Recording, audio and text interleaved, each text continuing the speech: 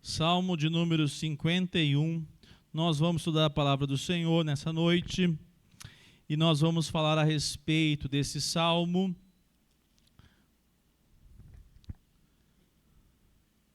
Eu quero lembrá-los sempre da importância dos irmãos estarem participando dos pequenos grupos. Toda semana nós temos os trabalhos acontecendo. Então, essa semana, por exemplo, nós não temos nenhum trabalho aqui na igreja, de modo específico, aqui nessa sala, nessa nave. Mas nós teremos os pequenos grupos acontecendo na quarta e na quinta-feira. Na quarta, nós temos, inclusive, aqui ao lado, o anexo, às 20 horas. Nós temos também, lá na casa do nosso irmão Roberto e da Nísia, às 20 horas, na Rua do Topógrafo. E na quinta-feira, na casa da Jéssica e do nosso irmão Machado, esse casal que nos recebe toda quinta-feira, então, às 20 horas. Se envolvam com o trabalho dos pequenos grupos. Você vai notar que você vai lá, mas vou sair de casa para estar lá. É justamente nesse desafio, nesse esforço, que você vai encontrar de fato essa comunhão que o Senhor nos chama a viver. Porque aqui, meus irmãos, o máximo que dá para falar é boa noite, vai com Deus, Débora. Lá não, lá a gente começa a acompanhar, a gente começa a estarmos juntos, orando uns pelos outros, nos alegrando um com os outros, com as alegrias, as vitórias, e também passando os desafios juntos. Então, eu convido essa igreja. Esse trabalho, para nós, como igreja Semear, ele é o carro-chefe do nosso trabalho de evangelismo. Como é que nós vamos evangelizar os amigos? Justamente dizendo, tem uma casa que nos recebe, e eles são muito gente boa. O grupo lá vai orar conosco, vai estudar a Bíblia, e nós vamos depois, inclusive, tem que parar com isso, comer uns salgadinhos. A Geninha disse que não é para parar não, nem a Eva. Tá? Depois alguém põe a logo da Geninha e da Eva lá, a loja dela, para a turma comprar o salgadinho delas lá, tá bom? Meus irmãos, vamos estudar a palavra do Senhor, Salmo 51, nós leremos do verso 1 ao verso de número 5. Diz assim a palavra do Senhor. Salmo 51. Compadece-te de mim, ó Deus, segundo a tua benignidade, e segundo a multidão das tuas misericórdias. Apaga as minhas transgressões. Lava-me completamente da minha iniquidade e purifica-me do meu pecado, pois eu conheço as minhas transgressões, e o meu pecado está sempre diante de mim. Pequei contra ti somente, e fiz o que é mal aos teus olhos, de maneira que serás tido por justo no teu falar e puro no teu julgar. Eu nasci na iniquidade e em pecado me concebeu a minha mãe. Oremos mais uma vez. Senhor, muito obrigado por essa noite. Obrigado por cada cântico, por cada ato de culto, através das ofertas, dízimos. Obrigado por cada irmão que aqui chegou para invocar o teu nome. Obrigado por esta igreja, Senhor. Que o teu Espírito Santo edifique as nossas vidas agora, por meio da tua santa palavra, Senhor. Edifique nossos corações com a ação do teu Espírito, e que o Senhor possa produzir fé em nossas vidas nesta hora, mais uma vez, diante da tua palavra, Senhor, em o nome de Jesus, amém. Amados irmãos, nessa noite, até já para deixar a equipe pronta lá para depois colocar o tema então é o verdadeiro arrependimento, Salmo 51. Aqui nós temos um salmo muito conhecido, um salmo que possivelmente os que já leem as Escrituras já se deparou e já notou que o que acontece aqui é o registro da agonia de um homem. Mas não é qualquer homem, é um dos homens mais importantes na história de Israel, é o rei Davi. E nós vamos ver que esse salmo apresenta de modo muito específico a questão do arrependimento. É provável que não tenha salmo e não tenha até mesmo outros textos que aponte tanto para a necessidade de um pecador diante do seu pecado. A necessidade de suplicar o favor de Deus, sabendo quem é e reconhecendo a grandeza e santidade de Deus. Mas é uma história muito desagradável. É uma história que nós sabemos muito bem que se passou num contexto muito complicado, com efeitos terríveis. E a palavra do Senhor, ela então nos mostra aqui no verso 1, todo o capítulo, mas sobretudo nós vamos destacar do verso 1 ao verso de número 5, essa realidade de Davi. Qual é a história? Davi era rei em Israel. Certa vez, o seu comandante Joabe, depois de Davi já estar à frente de tantas batalhas, Davi diz: Joabe, ficarei, vai você e leva toda a tropa. E Davi fica ali no seu palácio. E o que aconteceu é que a palavra de Deus diz que Davi estava meio ocioso lá no telhado, lá na parte superior da sua casa, desse palácio, e ele avistou uma mulher muito bonita. O problema é que, primeiro, essa mulher era casada. E agora nós temos na palavra de Deus, nós não vamos ler com detalhes esse texto, mas nós vamos dar ênfase na oração e na confissão de Davi. Davi observa a mulher de nome Batseba, muito conhecida a história, e diz o texto que o marido de Batseba estava na batalha, Urias, o marido de Batseba. E o que aconteceu foi que Davi mandou chamar a mulher para o seu palácio. E lá, com certeza, ele a seduziu e consumou o adultério.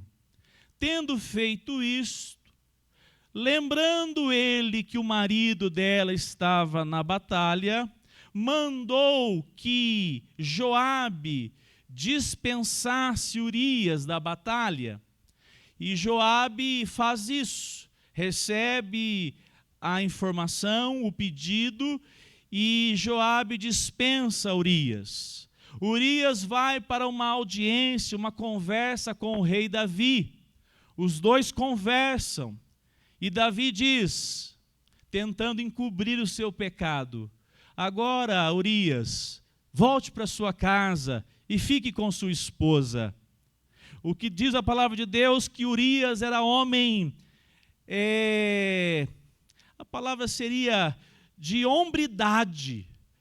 Urias lembrou-se dos seus companheiros nas batalhas e disse: como eu posso voltar e deitar na minha cama com minha esposa se os meus irmãos estão morrendo em batalha, estão pelejando?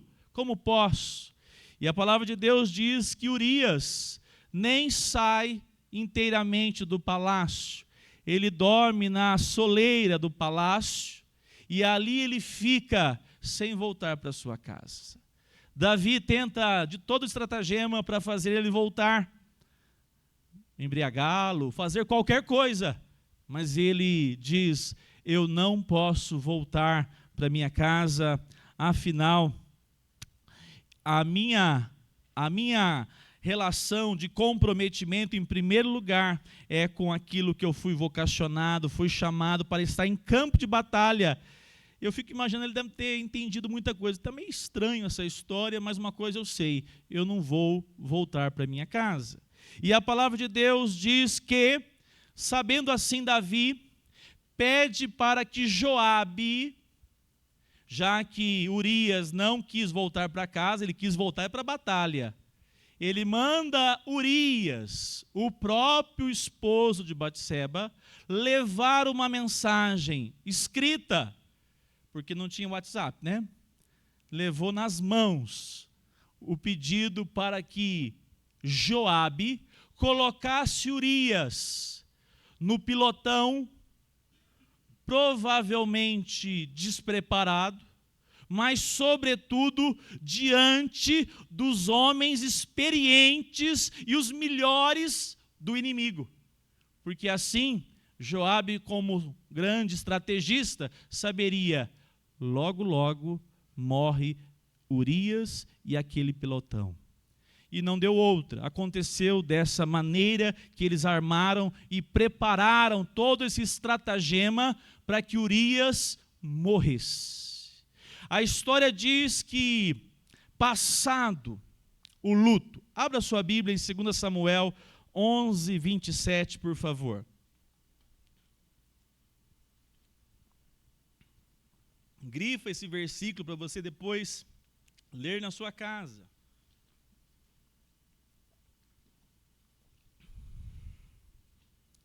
Diz assim a palavra do Senhor: passado o luto, Davi mandou buscá-la, Batseba, e a trouxe para o palácio.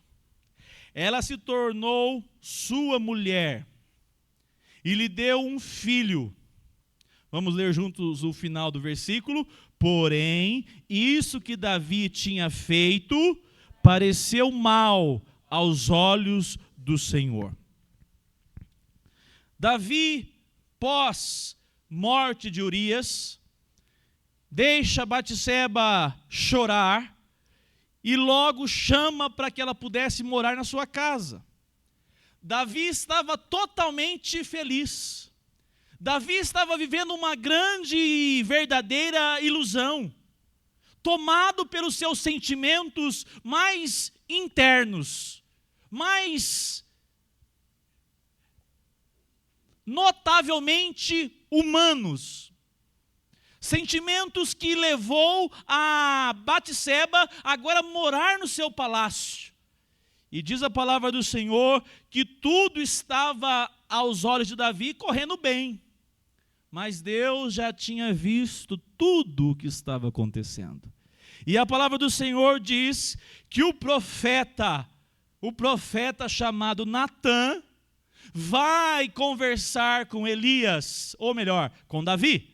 E o profeta Natã diz a Elias, confundindo o nome Elias aqui, né? Diz a Davi, Davi, tem uma história muito triste para te contar. E o rei parou, olha, me conte. Qual é essa história muito triste? 2 homens, um tinha vários animais. Um deles só tinha um simples cordeirinho. Por sinal, não era somente um cordeirinho, era um animal quase de estimação. E o outro tinha muitas posses e muitos animais. Mas um visitante chegou e o dono de todos aqueles animais, que tinha muitos, deu uma festa. Mas ele mandou matar o animalzinho do seu vizinho, que só tinha um. Aquele que foi cuidado, acarinhado. E diz a palavra de Deus, que na mesma hora, Davi ficou como rei enfurecido. Onde está esse homem? Onde está esse homem?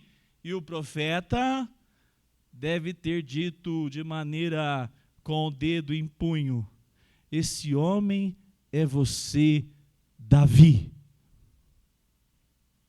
A palavra de Deus nos apresenta que esse pano de fundo que nós temos aqui na história de Davi e o seu pecado, ele aponta de maneira que o sentimento de culpa e de dor só aconteceu quando o profeta anuncia o pecado que Davi havia cometido. Parece algo, chega a ser assim, surpreendente. Como Davi deixou-se levar a tal modo de ficar indiferente com tamanha barbárie que cometeu. Mas nós temos então alguns aspectos importantes para nós observarmos. E esse Salmo 51, justamente com Davi, será usado por Deus, inspirado por Deus, para nos apresentar algumas lições a respeito do verdadeiro arrependimento. Muitas pessoas acham que ser cristão é vir a uma igreja. Muitas pessoas acham que é se tornar membro da igreja, ou ser dizimista. Eu sou crente, sou dizimista. Que bom. Mas pode significar muito e pode significar nada. Tendo em vista que nós vivemos uma época onde as pessoas não sabem que viver a verdadeira fé cristã é necessário antes de experimentar uma vida salva em Cristo, aquilo que João Batista foi chamado para proclamar. O que ele pregava? Ele pregava: arrependei-vos, arrependei-vos dos seus pecados. O próprio Senhor Jesus, no Evangelho de Marcos, começou o seu ministério pregando, dizendo para os homens arrepender-se dos seus pecados. O próprio apóstolo Pedro, num dos sermões mais extraordinários de toda a história, movido pelo Espírito Santo, ele se levanta diante dos seus patrícios, os judeus que estavam diante dele, e ele prega dizendo: arrependei-vos do pecado, arrependei-vos do que vocês produziram. A palavra de Pedro é: arrependei-vos. Sem arrependimento não há conhecimento da salvação. Diz amém. Sem arrependimento não há conhecimento da salvação. Nós estamos vivendo um tempo do evangelho barato, o evangelho de graça. E esse, na verdade, é um evangelho da desgraça. Porque o evangelho que é anunciado nos púlpitos da igreja brasileira, em grande parte, a não perder de vista, o grande grupo das igrejas evangélicas deixaram de anunciar o arrependimento como condição para que de fato experimente Cristo Jesus. Notamos que as igrejas estão cada vez mais abarrotadas. Se aqui começa a crescer demais, os irmãos mais experientes têm que fazer duas coisas: orar e observar. O pastor está prometendo coisa que não deve? Ou o pastor está pregando o evangelho e estão se arrependendo, estão chegando mais pecadores para caminhar com Cristo? Não quer dizer que uma igreja cheia está errado, não. Aqui na pregação de Pedro, 4.000 pessoas se arrependem de uma vez só. A igreja de Atos começa num boom, mas começa com a pregação do evangelho da cruz, chamando ao arrependimento. E a realidade que nós vivemos hoje, nesse momento, um grande problema, onde nós temos pouco do chamado ao arrependimento, mas se é oferecido um evangelho barato. Qual é o evangelho? Venha, você vai fazer uma campanha e você vai conseguir um emprego melhor. Você vai fazer uma campanha e vai voltar curado. Você vai vir 7 semanas, parece aquela outra turma lá. 7 semanas, parece só falta encruzilhada. 7 semanas. E você vai alcançar uma dádiva. E sabe o que acontece? Em nenhum momento é anunciado: arrependei-vos dos vossos pecados. E o que acontece? Acontece que a sociedade não sabe aonde está o problema. E a igreja tem perdido de vista aonde está o problema. Hoje a sociedade, a igreja brasileira, vamos falar de nós, acha que o grande problema é a crise econômica. Se nós tivéssemos uma economia maravilhosa, aí não teria problema algum. Não teria pobre, não teria diferenças sociais, o problema é a economia. Outros dizem: não, a diferença é porque tem desigualdade social. Se todo mundo fosse iguais. Não. O grande problema é o sistema político. Se aqui fosse uma ditadura, pronto, resolvia tudo. Mandava o povo para o chilindró e resolvia o problema dos vagabundos. Tem muita gente que pensa isso, hein, divino? não resolve. Porque o problema não está na economia, não está na desigualdade, não está no sistema político. O grande problema dos homens não está nos políticos. O grande problema dos homens, da sociedade, está devido ao pecado estar no homem, no ser humano, homem e mulher. O grande problema é que o homem é pecador e ele é chamado pela palavra de Deus ao arrependimento. É essa a ênfase, o holofote da Bíblia.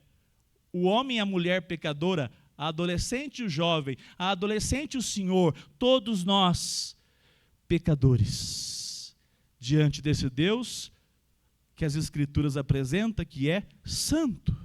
A palavra de Deus nos apresenta algo admirável. A Bíblia é admiravelmente honesta. Se tem um homem que é chamado de homem segundo, não dava para dar uma encoberta nessas cenas? Vamos pensar bem aqui? Vamos assim fazer um papel de protetor do caráter de alguém. Vamos encobrir isso aí, ó. Deixa quieto, vamos colocar uma peneira, não, peneira não, né? Vamos colocar um negócio bem, uma pedra, um tapete, cobrir, não deixe citar essa história. Mas notem, você tem uma Bíblia? Isso é muito bom, viu? Isso é muito importante. Você que não tem uma Bíblia, compre uma. Tenha uma Bíblia para você estudá-la, para você conhecer Deus.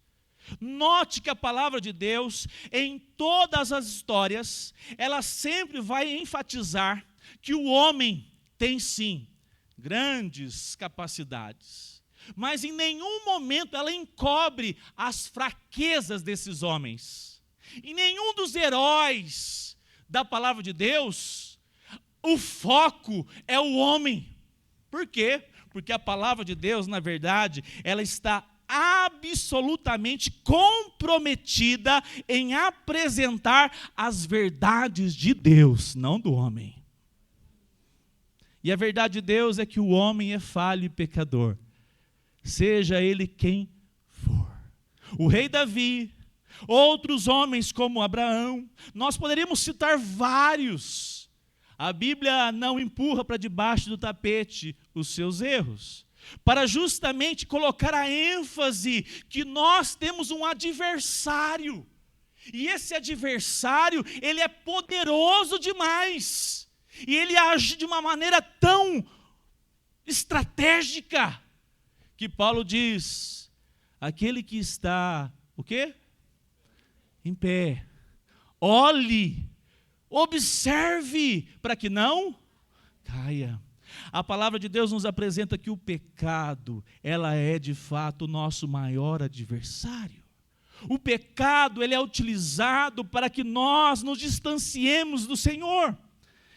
Esse reconhecimento deve acontecer quando você não reconhece que o pecado, ele tenta você, ele persegue você e ele oprime você.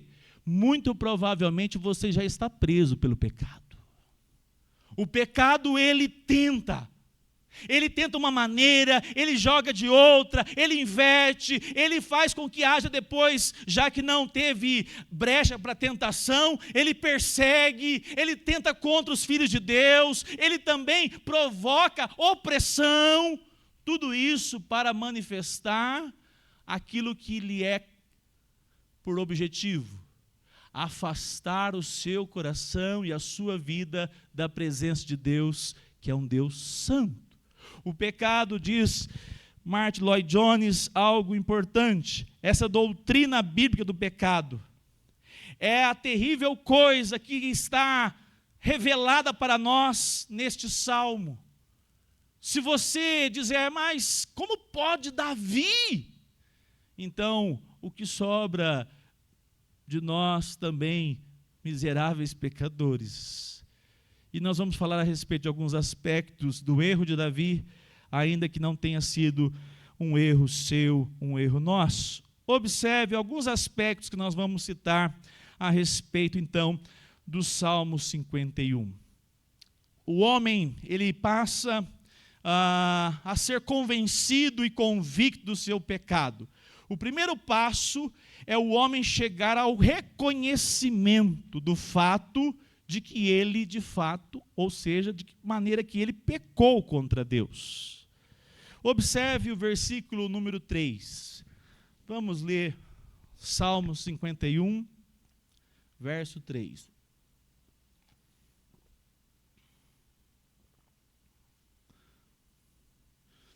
Diz assim a palavra do Senhor: pois conheço as minhas, o quê? E o meu pecado está diante de mim. Pois eu conheço as minhas transgressões. Notem, Davi até então não tinha feito algo que é fundamental para experimentarmos o verdadeiro arrependimento.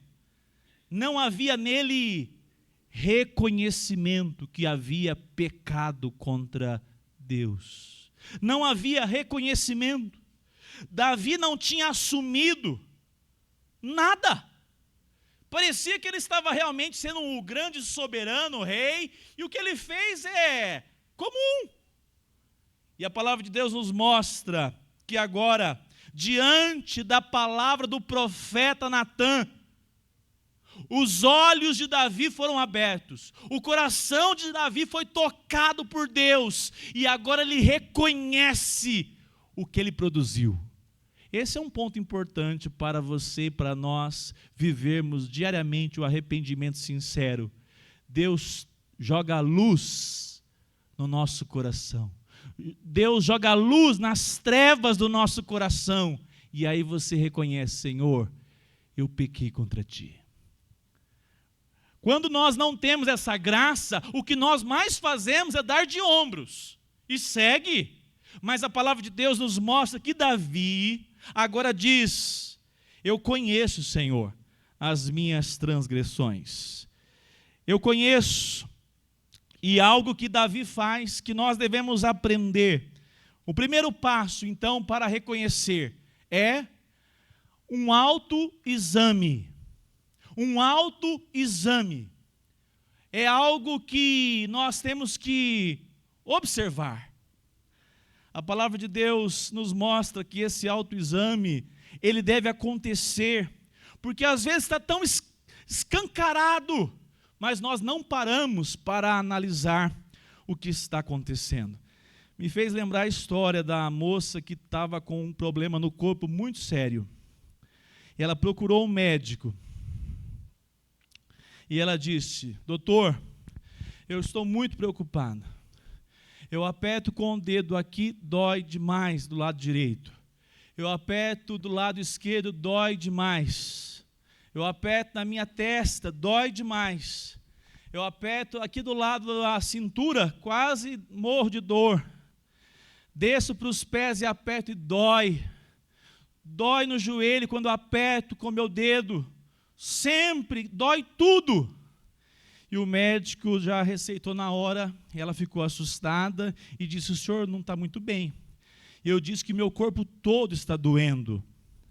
E o senhor já vem com a prescrição médica? Ele disse: sim, minha irmã. Não sei se ele era crente, né? Mas sim, moça. Faz o seguinte, vai lá e procura a área de trauma, porque o seu dedo está quebrado.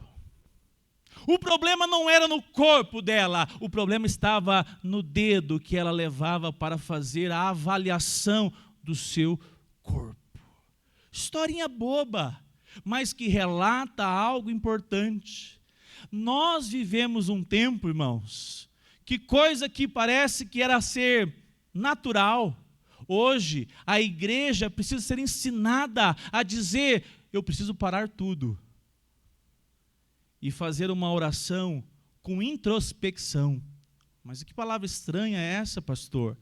É quando você, antes de orar, você lembra que você precisa refletir como você está vivendo. Você atravessa 12 horas do seu dia convivendo com todo tipo de pessoas. Chega em casa e ainda tem coragem de orar assim: Senhor, obrigado, porque foi isso, foi bom, isso aqui não foi tão bom, o Senhor cuida, amém, amém. Irmãos, fazer isso uma vez, ok. Daqui a pouco virou um hábito e nós não temos por prática mais fazermos uma autoanálise, fazermos uma autoconfrontação. Sabe por que você tem que ler a Bíblia todos os dias? Porque ela é a imagem do Deus Todo-Poderoso, um Deus Santo, que vai jogar luz nas trevas do seu coração, da sua mente, e você vai ter condição de dizer: Senhor, eu pequei contra ti. Senhor, eu fui agora iluminado pela tua palavra, e o que eu falei lá, eu não quero mais viver isso. Mas notem, para que Davi agora de fato fizesse esse exercício, meus irmãos, foi necessário que Natã, o profeta, chegasse e dissesse: o que você está fazendo, Davi? Você pecou contra Deus. Notem, o pecado, ele tem por atributo, por capacidade, afastar o seu coração, o nosso coração, da sensibilidade desse Deus que é santo. Ele tenta abafar, ele tenta colocar o seu coração de estado modo avião. Não, mas isso não tem problema.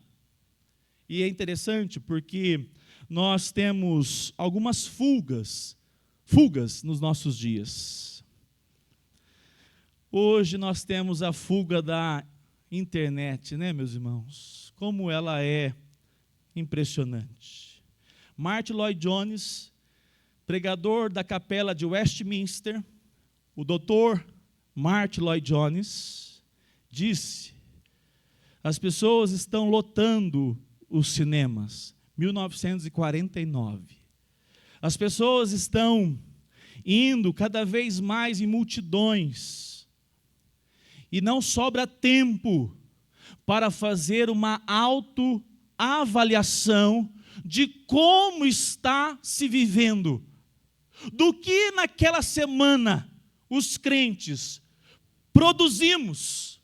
O que produzimos na última semana? O que produzimos no último dia que nós tivemos, que Deus nos deu? E é interessante, porque ele não conhecia a internet, não sabia que ia chegar nas nossas casas, né? Não sabia. Meus irmãos, é notório que tem coisas que são fáceis de fazer e outras são custosas. Coisa fácil de fazer é encontrar... Não, a Débora é muito santa. Mas só tem gente santa aqui. Vamos ver o Paulo, que é mais velho já. É fácil encontrar os erros do Paulo. E olha assim, não é tão fácil, né? Mas a gente encontra. Você já percebeu que você não precisa fazer exercício nenhum para encontrar os problemas da sua esposa? Como é fácil, né? Para ver os problemas do seu colega de trabalho, para ver os problemas do seu colega de faculdade, para ver os problemas e os erros do seu irmão da igreja, do seu pastor. Você não precisa fazer exercício nenhum. Vem na sua mente uma coisa atrás da outra. O que Davi fez? Quem que é esse homem? Me dê o nome desse homem que eu vou matar esse homem. Como pode matar a única ovelhinha desse rapaz? Que homem sanguinário! Que homem maldoso!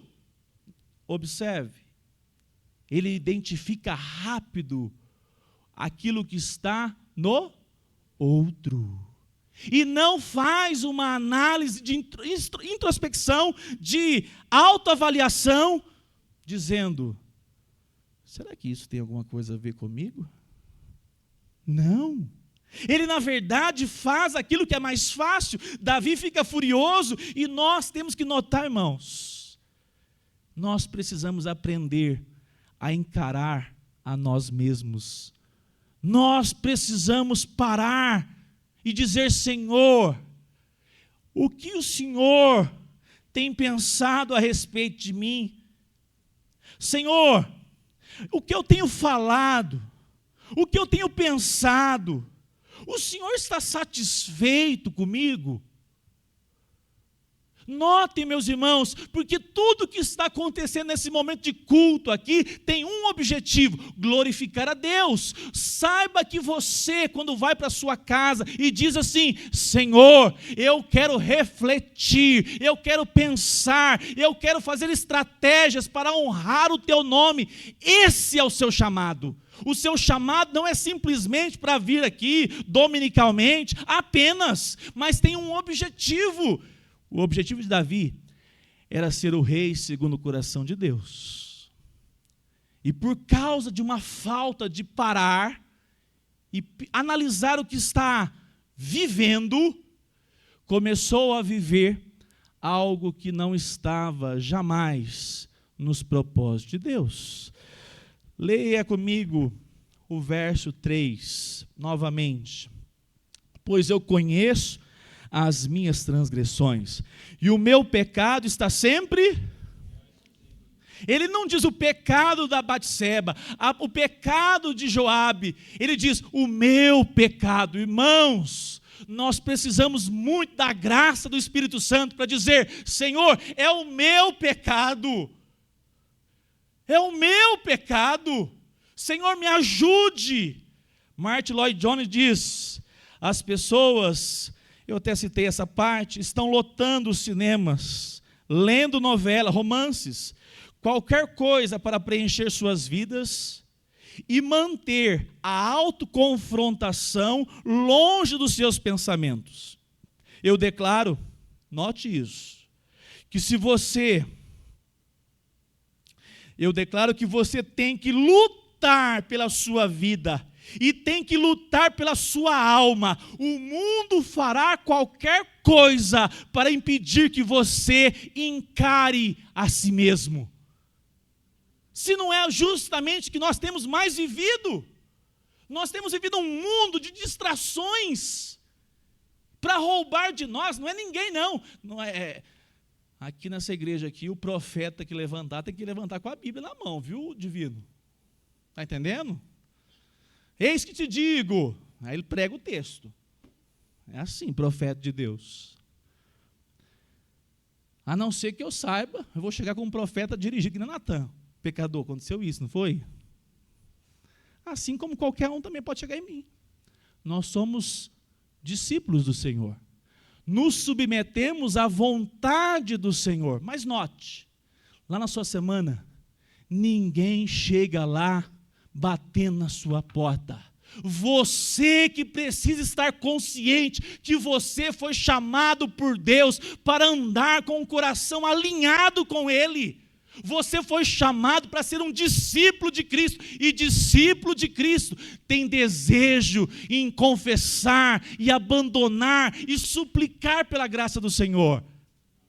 Senão, meu irmão, alguma coisa está errada. Alguém já disse, né? Uma coisa que está errada não está certo. Alguma coisa está acontecendo. Martin Lloyd Jones termina dizendo: meu querido amigo, deixe-me apelar a você. Olhe a si mesmo. Esqueça as outras pessoas. Você já viu como a gente faz? Você já pecou justificando que o outro faz também? Só eu. Só aqui nessa igreja, viu? Olha, é uma bênção, Débora. Ninguém nunca pecou. Fala, não, mas já aconteceu. Isso é sussurro no seu coração para te enganar. Ele diz: olhe a si mesmo, esqueça as outras pessoas e as demais coisas. Esse é o passo inicial rumo ao conhecimento de Deus e à experiência da sua gloriosa salvação. Não olhe para o outro, não olhe para as circunstâncias, diga: Senhor, eu estou aqui com esse pecado e me apresento diante de Ti. A palavra do Senhor nos apresenta um segundo aspecto. É o caráter, é o reconhecimento exato do que nós produzimos. Notem no versículo 1. Diz assim: compadece de mim, ó Deus, segundo a tua benignidade, e segundo a multidão das tuas misericórdias, e apaga as minhas transgressões. Davi coloca o nome específico do que produziu. Davi não fica com rodeios. Davi apresenta dizendo: eu fiz porque eu quis. Eu transgredi a vontade do Deus Santo. Não coloca nem a culpa no capeta. Diz que tem as costas largas. Na igreja brasileira tem maior ainda, viu, Jonathan? Eu nunca vi, o capeta me fez fazer isso. Você deixou que o pecado tomasse conta do seu coração e ele só bateu o palmo e deu umas ajudinhas assim, ó. Davi não diz isso. Davi diz: Senhor, eu pequei contra ti, mas eu fiz de maneira que essa transgressão, ela se revela quando o homem, ele faz sabendo o que está fazendo. Ele faz de maneira que a sua consciência está lhe acusando, mas ele faz o que com a consciência? Ele abafa a consciência. A consciência foi dada por quem? O Criador do ser humano. O homem, conhecendo o Evangelho ou não, todos possuem a consciência plantada no chip da criação. A palavra de Deus nos mostra então que agora, quando esse homem, Davi, se arrepende, ele percebe que é culpado e ele está disposto a admitir: sim, Senhor, eu fiz isso. No direito tem uma atenuantes e agravantes, não é isso, Gisele? Algumas coisas assim, né? Ele disse: eu fiz sabendo que é errado. Não foi que alguém me enganou, não foi porque eu não sabia. Não, eu fiz e sabia que era errado, Senhor. Isso é transgressão. Ele admite abertamente ao Senhor. Um segundo aspecto, notem, a palavra agora apresenta aqui no verso, é o verso 2, diz assim: lava-me completamente da minha iniquidade. O que é a palavra iniquidade?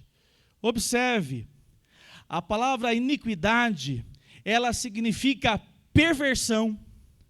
Ela se torna aquilo que era para ser puro, mas na verdade nós adotamos uma prática, assumimos uma prática que ela é impura, suja.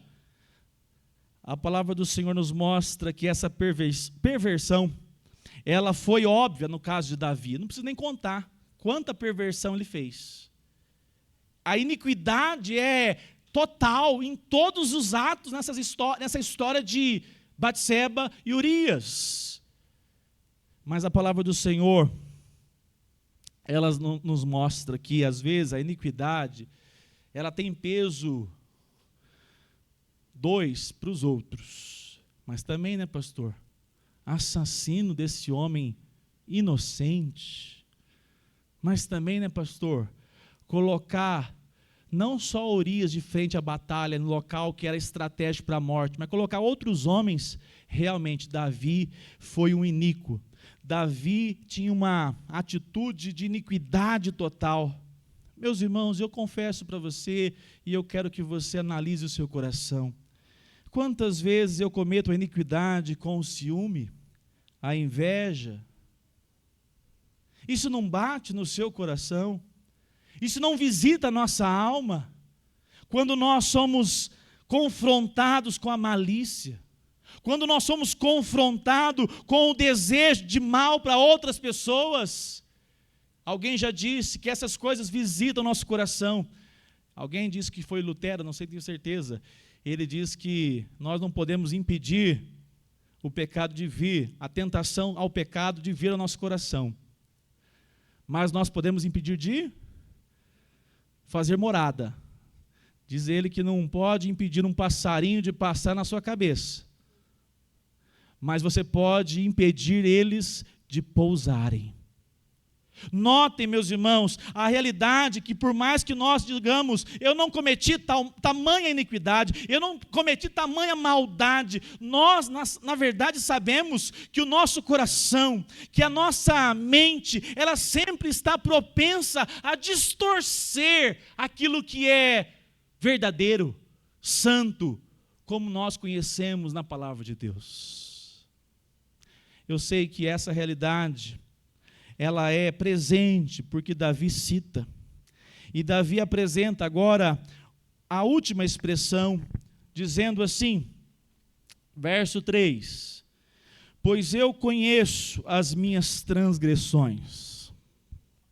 E o quê? E o meu pecado está sempre diante de mim. O que significa pecado? Entre tantas definições, o pastor Martin Lloyd Jones, que foi a base desse sermão, ele diz: pecado é errar o alvo. Pecado é você mirar para acertar como uma flecha, um dardo, e errar completamente aquele objetivo. O pecado, ele se manifestou para Davi. Ele indica que o homem está vivendo uma vida que não deve viver. Ele está vivendo algo que não é para ele. Isso é o pecado. Viver uma vida que não é chamada para ser vivida. Mostra que o homem não está andando na vereda que Deus traçou para ele. O pecado, ele faz com que você perca de vista os caminhos do Senhor. O pecado tenta tirar o seu coração da satisfação dos caminhos do Senhor. Notem que isso tudo pode vir por meio de uma amizade, um namoro, um contexto de pessoas da família, e de maneira que você, sem ter muito entendimento, vai deixando se envolver com alguma coisa que tira você do alvo, e seja ela até mesmo aparentemente lícita, mas se você trocar, estamos estudando aqui de manhã, se você colocar qualquer outra coisa no lugar que é de Deus, é pecado contra o Senhor. Pecado. A palavra do Senhor nos diz que um exemplo de retidão, o que é? Um exemplo de retidão é alguém que está sempre andando num padrão de maneira reta. O pecado faz com que nós andemos para frente e para trás. Para frente e para trás. Não sai do lugar, perde de vista o objetivo que nós nascemos para fazer. O que é? Glorificar o nome do Senhor através dos afazeres que Ele nos deu. Por que tem tanta gente hoje oprimida? Por que tem tanta gente hoje vivendo uma vida angustiada? Grande parte é porque o pecado está enganando o seu coração. Não há satisfação. Ela pode ter tudo de bom, ela não enxerga nada procedente de Deus como bondade. A palavra do Senhor nos apresenta, então, um terceiro aspecto que eu quero destacar. Verso 4. Observe, 51, 4. Pequei contra ti. Contra ti? Está assim na sua Bíblia? E fiz o que é mal aos teus olhos. A palavra do Senhor nos mostra, então, que Davi agora menciona, pequei contra ti. E eu quero terminar nessa noite convidando você a analisar o seu coração. A palavra do Senhor nos diz que Davi agora, ele não diz, eu pequei contra Urias, eu pequei contra Batseba, eu pequei contra aqueles homens que foram colocados na frente de batalha. Ele diz assim, eu pequei contra ti somente, Senhor. Ele não está dizendo que ele não cometeu erros, pecado contra aquelas pessoas. Ele está dizendo que o holofote, o ponto principal é, eu pequei contra ti, Senhor. Por quê? Porque ele sabe muito bem que Deus fez o homem para ser aquele que era a imagem da sua glória. Toda vez que o homem peca, ele na verdade desonra a Deus. Deus deu ao homem a capacidade de raciocínio, a capacidade de discernir o bem e o mal. E toda vez que ele peca, ele está desonrando ao Senhor. E na verdade o homem foi chamado para glorificar ao Senhor. Esse foi o projeto inicial. Há uma diferença entre remorso e arrependimento. E eu concluo. Você já percebeu que as pessoas famosas dizem assim: então, deu tudo errado na vida dela. Quebrou a cara, tudo errado. Ela diz: não, mas não me arrependo de nada. Não arrepende mesmo, miserável pecadora. Porque para se arrepender, precisa clamar dizendo: pequei contra Deus. E por isso estou arrependido.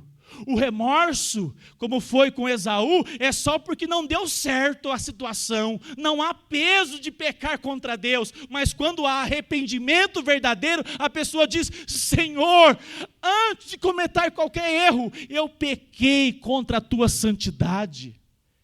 Eu pequei contra o Senhor, que tem sido bondoso sobre a minha vida. Davi podia dizer: eu era um jovem pastor de ovelhas, e o Senhor me fez um homem honrado.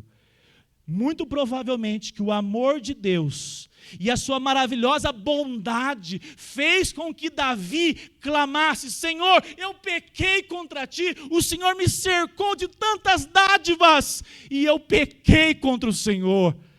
Eu quero convidá-lo nessa noite a observar que essa bondade de Deus é fruto do seu amor, da sua misericórdia sobre nós, que somos miseráveis pecadores. Resta-nos a reconhecer: Senhor, ajude-me, Senhor, a não pecar contra ti. Perdoe-me, Senhor, porque eu pequei contra o Senhor. A palavra de Deus nos diz, verso 5, eu nasci na iniquidade e em pecado me concebeu a minha mãe. Cadê aqui a nossa relação do momento? O pecado não está no outro. Você sabia que o pecado não é a sociedade? Eu tenho falado, algumas irmãs até me falam: pastor, você viu essa cena? A moda hoje, cada vez mais é mais vulgar. Se a mamãe não tomar cuidado, você veste a sua filha de uma maneira que ela vai ser influenciada. E quando eu tiver 15, 18 anos, você não segura mais. Preste bem atenção nisso.